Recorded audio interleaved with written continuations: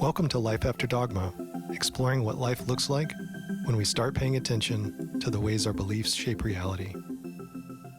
Hi, everyone. Welcome back. So today we are going to talk about what we are doing to stay grounded amid the chaos of everything that's happening, honestly, like things, just events in the world, events locally within our lives, and then, all of the different predictions that are also happening now with astrology and kind of Chinese astrology, numerology. I mean, like, you just name it. And it's like kind of like all the different esoteric groups have like different predictions and things that are pointing to like 2026 being wild and February being like kind of a catalyst point.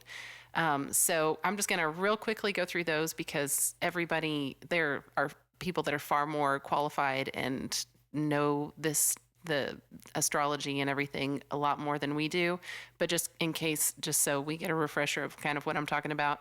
And then we'll just go into what we're doing for like personally so that we can like not get caught up in it. So February, which happens to also be my birthday month, has quite a bit going on actually next week. So it kind of starts off with a bang with the Lunar New Year on February 17th, that also is happening on the same day as a solar eclipse in Aquarius. So this is an event that only happens like 1 or 2 times per century. In Chinese tradition, kind of, it's like a serious omen that those in power, whenever there's an eclipse at the same time as the new year, that those in power must correct course or face reckoning. So it's kind of like it carries like quite a bit, especially in Aquarius too, because Aquarius governs the collective consciousness, technology, future vision, the collective consciousness. So that's a big one happening February 17th. And then just like 3 days later is one of the biggest events that all of the astrologers are talking about, which is Saturn and Neptune conjoin at 0 degrees Aries, which they're saying is the end of one cycle and the beginning of another. They're calling it the end of the old spiritual paradigm and a new collective storyline. So this is now when a new spiritual reality is being seeded. So we've got those. And then also with the new year, it's a fire horse, which I think of Aries, Aries is fire too. There's a fire horse. The horse is freedom, momentum, revolution. Fire is kind of spiritual illumination, passion. It's like rapid change and forward momentum is what all of these different things are saying. And one thing I always have to remember is like, I always think that like I get caught up in like all the like fire and everything and how big it's going to be. But usually it's like very subtle shifts. This is all talking about like internal shifts of the collective. So it's like a lot of people are going to be waking up kind of thing. And like, there is this new beginning, but new beginnings, it's not like it's going to like, all of a sudden we're going to all wake up and the world is going to look totally different. It's like a different planet or something, but it's like, we're going to wake up and start saying like, this is not what we collectively want. And we're going to start telling a new story of how we want to live here. I also thought of numerology too. This is a 1 year or a 10 year, some people say too. So everything is just pointing to it being a big start of a new collective, starting of a new story. And I definitely want to be grounded and not get caught up in that and go towards anxiety and fear and worry of what that means, but instead come into it feeling confident that I am prepared for whatever this is that's coming, whether it's small, big, it's going to be something. What do you think, B? I think that is what we're collectively experiencing right now is the result of all of these subtle shifts in energy and patterns that are happening. So many people have fears and anxieties and feel the instability and the chaos, whether it's just in daily life or they're worried if they're going to have a job tomorrow or AI is going to take it over or government institutions are collapsing, people are divided politically. It's not just here in the US either. No, internationally, it's like every level of the stage is upheaval Exactly. right now. Exactly. So I think you don't have to look far to see many different points converging. And I think those feelings that people are feeling right now are the evidence of that. So, to your point, what can we do about it? And I think the answer lies in grounding. So, for me, that's been a daily meditation practice that I've been doing for a while, is one part of it, which happy to talk about. But there's another part too. I've been working on, I'm reading a book about manifestation, manifesting abundance in every aspect of life. So I've been working on putting together like a vision, or, vision statement or paragraph of like who I want to be, where I want to be, what kind of life that I want, and thinking about how to work towards it incrementally. And a big part of it ties back into my daily meditation practice of how I get there. The more focused I am on those things, all the things happening out in the world seem to affect my nervous system a lot less. Right. Like you feel confident of like how you can show up because you're now showing up for yourself. I'm focused on the things that I can control on a daily basis and working towards the things that I want to manifest. And I do think that the more I'm focused there, the greater my impact on the world can be. It takes time to build the momentum and things like that, but I need to be able to manifest the things that are part of my life path in order to have that world service. So that's where I'm focused right now. I'm not focused on the things that I can't control. It's not that I don't pay attention to them at all, but as far as like staying grounded, like when I feel most grounded is when I'm doing like my daily meditation practice, and this manifesting abundance vision is something I just have started focusing on in the last couple of weeks, which we can dive into more later. So what is this? I know your meditation practice we talk a lot about, and we won't get into, there's so many different meditation techniques and everything like that. We've tried a lot of them. And for me, a lot of them, I doesn't click, but you found one that really clicks for you. And it's a little different than probably ones that Yeah, we hear about. I haven't come across another one like it. So it's from a book by Sanea Roman called Spiritual Growth. It's one of the books where she channels Oren. It's all about connecting with your higher self. The whole book is. Chapter 1 has a meditation at the end of it. I listened to the audio version of her reading the guided meditation. It's about 9 minutes long, so that's how long it takes me. But it's very simple. I mean, it starts off like most guided meditations. It tells you to take some deep breaths and relax your body. Then you start visualizing your higher self off in the distance, and it comes towards you. You invite it to come towards you, and then you invite it to become one with you. And in doing so, that raises your vibration, and then you are essentially sitting there in your meditation as your higher self. Then you can think about things as your higher self once you're in that state, and you can ask questions about things, or um, try to ground yourself, like however I'm feeling that day. And I've asked my higher self about all different kinds of questions, but what I do most consistently now, having done it for almost every day for the last year, I've done that one. Sometimes I do other ones in addition to that, but that one's the one that I keep coming back to almost every day.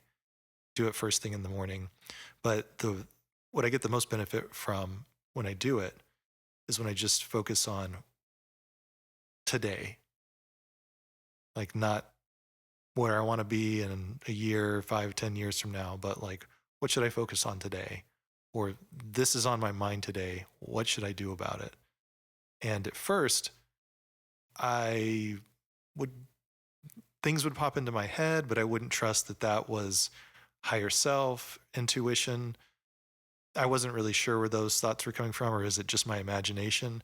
But now, having done it so many times, I know immediately and I trust immediately, like whatever pops into my head, and it usually is instantly, is the idea.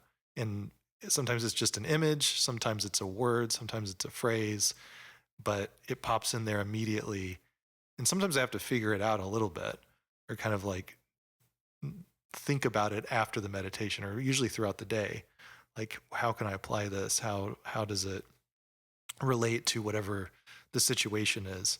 But I'm to the point where I get some kind of feedback immediately, and then I have this knowing that that is what I'm supposed to focus on today. I love that because you, at first, you said like you didn't know how to trust your intuition, right? You didn't know Yeah, how, you didn't trust yourself. You didn't trust what you were because I seeing did. was I was like, real. are these coming from my higher self? Are they coming Yeah. from somewhere outside of me? And I think Yeah. that may be one of the things that I like a lot about this one, because I do listen to a lot of channeled stuff, and I'm interested in astrology and tarot and all kinds of forms of divination and stuff like that. But I've never been that comfortable myself with doing those things. What really resonated about this higher self meditation is you're just connecting with yourself. Like, this is a Yeah. part It's of like no you. other person or I don't being have or to anything rely like on that. something outside of Mm-hmm. myself, which is a whole part of, I mean, I think that's kind of like the basis of my whole spiritual practice right now, is finding the answers from within. So it's been really good for me in that sense of Yeah. something that I can trust. Yeah, and why not trust yourself? Because if you can't trust yourself, who can you trust? You know, Right. like just like it's not hurting anyone. It's like Exactly. just do it. Yeah. It's also hard for people to trust you when you don't have trust in yourself. Yeah, exactly. Exactly. Or like what you're saying, or, you know, and I'm sure people are still even like listening and they're like, is he really? And it's like, it doesn't matter because whatever you're hearing is what you need to hear at that time. Like It is, it's, and I just trust that, yeah, and whatever you're it is. yeah, trust your intuition. We all have to learn that. Like we tell our daughters, you know, you don't get good at anything from the start. Everything takes practice and takes work at exercising those muscles and like exercising the intuitive muscle and relearning how to trust yourself. And that's how I know this is right for me, because the more that I've done it, the more confident I've become in it, and the more I've gotten benefit from the whole process, including being confident in whatever pops into my head Mhm. and applying it. And it works. It works for me. And I like that it's only like 9 or 10 minutes, which when I talk about mine, that's a similar thing, and it makes me think of the book "Living from a Place of Surrender" by Michael Singer, and he has meditated for decades, and he used to meditate for hours and hours every day, like so many hours, and like the summary of the book is basically like you don't need to do that. Like he actually just recommends like 15 minutes in the morning, 15 minutes in the evening to kind of close it out, and you're good. Like that's really all you need at this point. You don't need to sit in silence or anything like that, because I feel like that was always hard for me because like my mind is wandering constantly, and it's like no, if you just again practice for those few minutes in the morning and those few minutes in the evening and make it a routine and make it part of your practice, you will see, like it might not happen immediately, but if you do it for a while, you're going to see the benefits of it. And I feel like you and I both finally really have stuck with a routine, and we're now seeing the fruits of it. And I think that's what matters most, is the consistency, consistently doing it regularly, like every day, rather than the amount of time. I mean, I'm sure there are benefits to the long meditations, and there's many different forms of meditations. Like, this one is not the letting go of all thoughts meditation, the one that I do. It's a guided meditation, and it's not about letting go of all your thoughts. It has to do with visualizing, connecting with your higher self, and then asking questions. So it's different in that way. I think I could get good at other types of meditation more so now than I could before doing this. But also, we have jobs and kids, and it, like Sure, for life sure. is super busy, so Yeah. it's hard to even carve out. It's Like, definitely hard to do more time, but I think yeah, there are other types yeah, that would be beneficial that I just haven't explored enough yet. But and maybe you will now. to your point though, we've tried a lot of different ones. This is the one that stuck the longest, We'll that I've been most stick with it. consistent at. Mm-hmm. And I do think that whenever you find that and turn it into a practice, then you have the experience, the knowledge, the knowing, the confidence in your abilities, regardless of how far along your path you are. You have some foundation to build on, and I feel like once you have a practice, then you can look at other things to put on top of it. So I'd like to do more of that, but this one is working really well. I But don't see also, myself what we were talking letting go about of it. is that this is not the year to start adding on new stuff, right? Like, we also keep saying, like, we just need to, like, stay with our foundational things and really get good at those. And, like, that's something that you and I talk about a lot, is like, because we are like serial triers, like always wanting to try new stuff and adding in new things. And, like, now is when we just kind of need to, like, hone the ability to stay grounded and just stick with what works for now. And there will be time to try out new things and everything. And we probably still will, but, like, right now it's also like foundational is important because so much else is going to be changing around us. I agree, and I definitely feel that way. I'm curious where if you came across that in a specific place, because I watched a video with a Chinese astrologer a month or two ago talking about the year of the fire horse, which is coming later this month. And in it, he was saying just that this is the year to hone your existing skills, not to go start chasing and trying to figure out new ones. Yeah.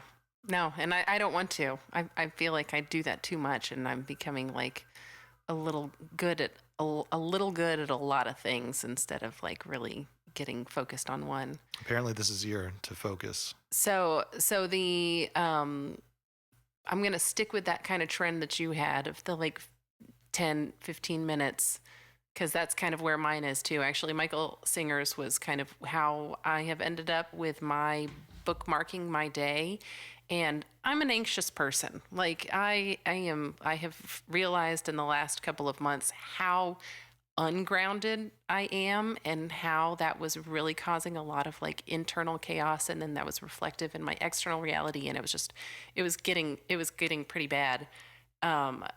So this bookending the day has been monumental for my mental health, for, like, getting, like, feeling confident in coming into the new year and into whatever this new cycle is.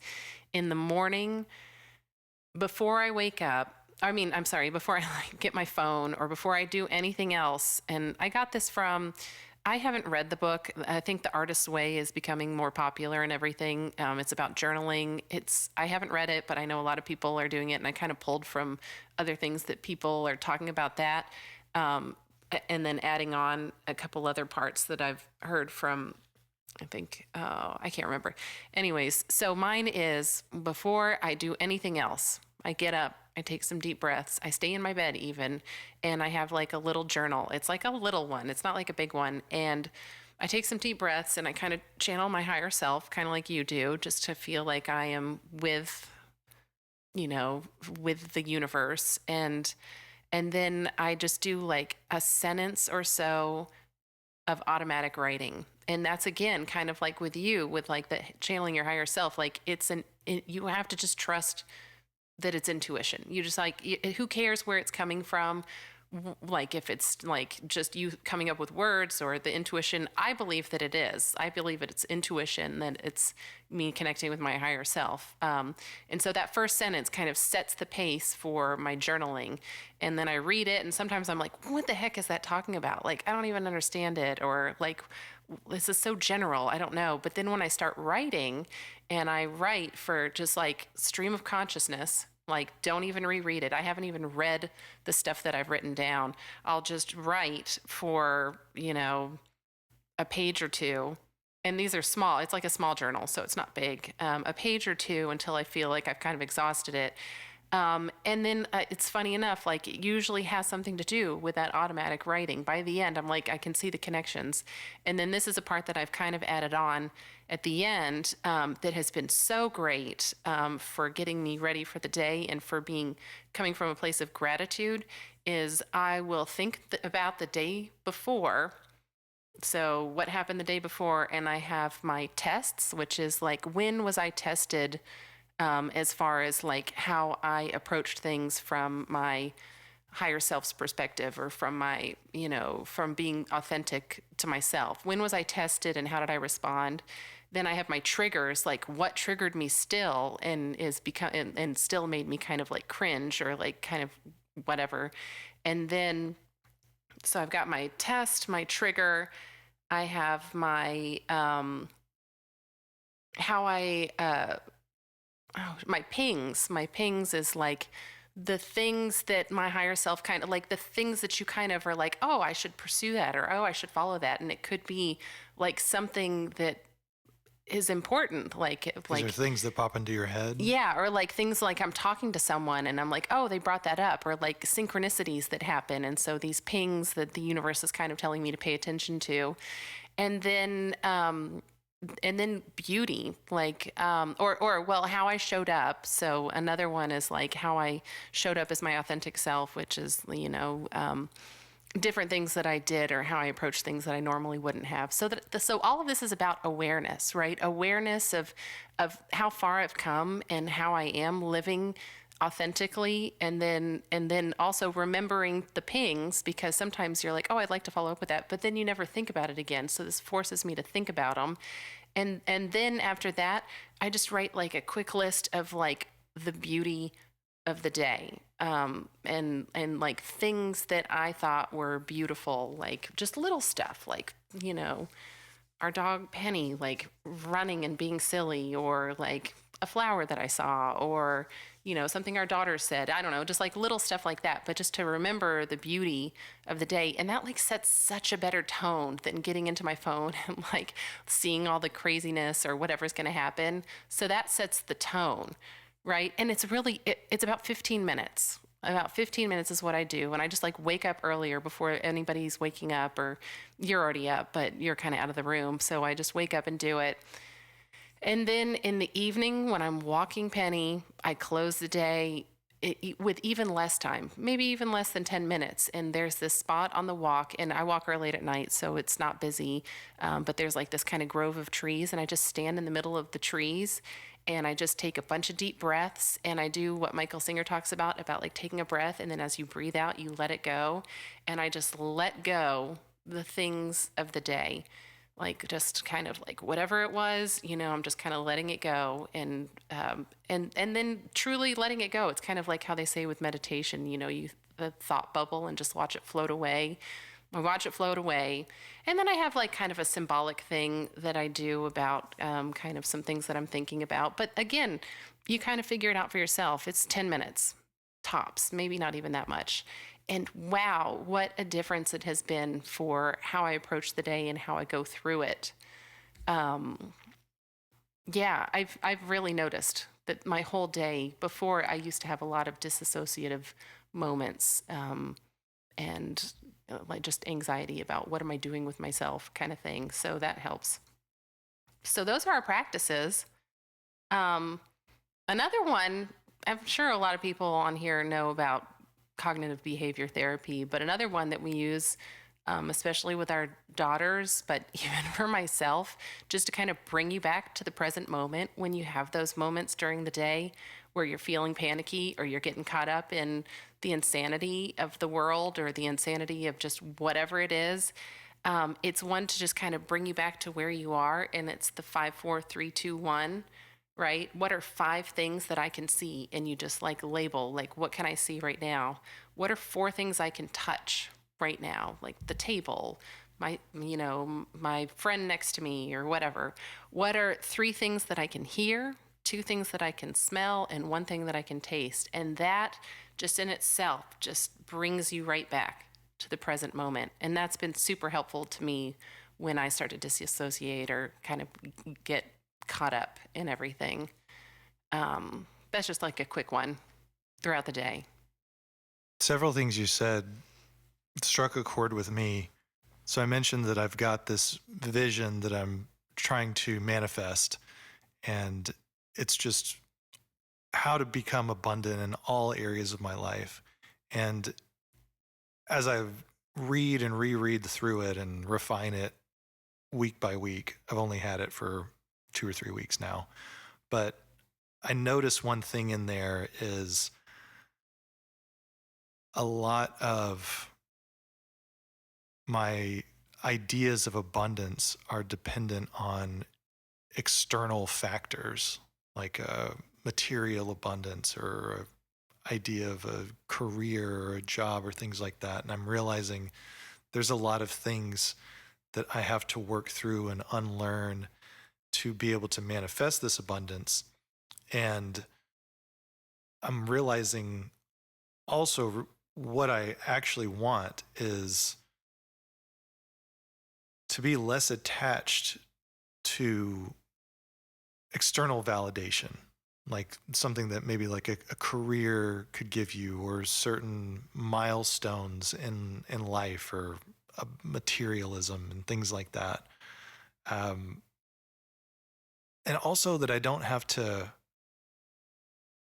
I think one part of my mind is always about like, well, I'll just figure it out. Like if I just put enough thought into it, I'll figure it out. I'll just kind of like grind it out that way. Or if things are hard, just, put your head down and get to work, that kind of stuff. And I'm realizing to manifest this vision that I have to let go of all of that. Like I need to respond to this internal guidance, to this intuition. And I think the best way to do that is through these daily practices. And that helps you become less attached to those external things. And you're more guided by that intuition that you're tapping into. Um, and you don't have to just do that in your daily meditation practice. There's a way to respond in every situation that you're in life. And that's where I'm at right now this week, is what are these like little micro actions that I can take, or how can I respond in such a way that's aligned with what would my higher self do? But all that to say, when I get those pings and those ideas start to come in, it definitely makes me feel like I'm on the right track. And that's what I mean about like applying these micro actions and responding as my higher self, throughout each and every day.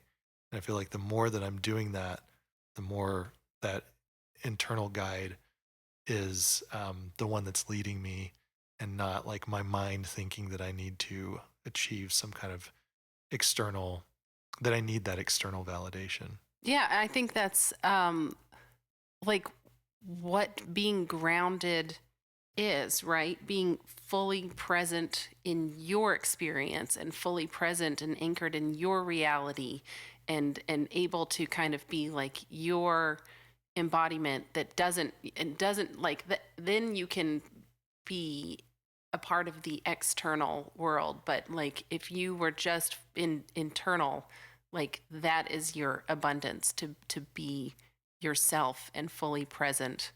So that, I think that totally makes sense, that that's when we're like these practices are helping us to kind of stop with the external validation, which if you do that, that's like the opposite of being grounded, right? Because you're constantly chasing after these goalposts that are constantly moving, and like the collective is just kind of in this like turmoil right now of just like, where are we focusing? And our focus is like all over the place.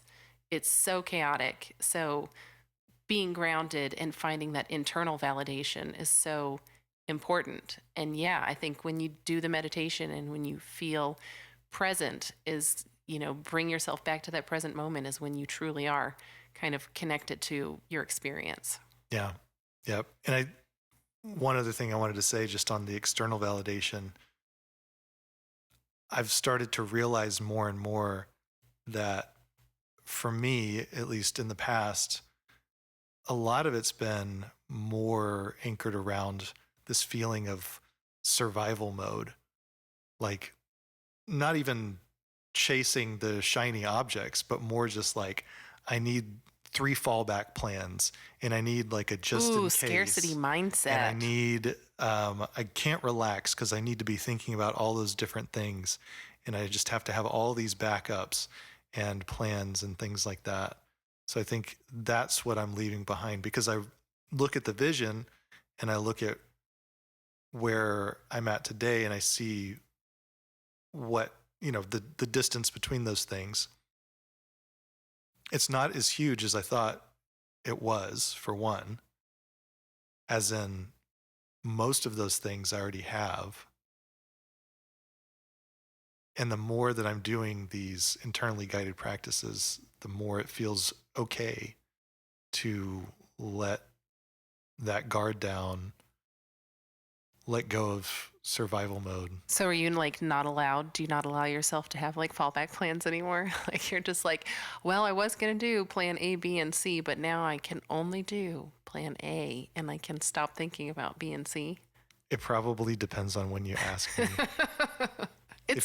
Ask me a during work my in meditation progress. and I'll be like, oh, I don't need that. It's a work. Ask Yeah, me I right know. after and I'll be like, well. Yeah, like 2 hours later when you're in your emails, you're like, oh, actually, I want to do that B and C. But I'm okay with that because, I've got this action plan and it's prioritizing consistency over like completeness of having it all figured out. Yeah, because we never will.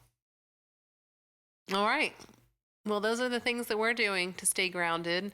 And as you can tell, it's still like very much a work in progress. So we're going to try and stay grounded, and you should too. Thanks so much. See you next time.